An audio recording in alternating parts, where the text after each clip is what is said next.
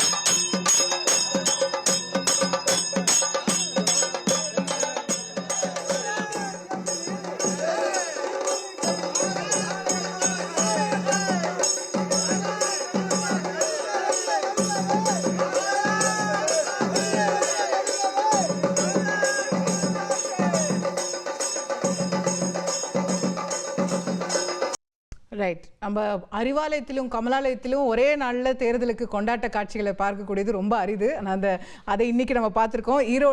ஈரோட்டுக்காக அறிவாலயத்தில் கொண்டாடுறாங்க. அதே போல் டெல்லி சட்டமன்ற தேர்தல் முடிவுகளை கமலாலயத்தில் கொண்டாடுறாங்க சென்னையில்.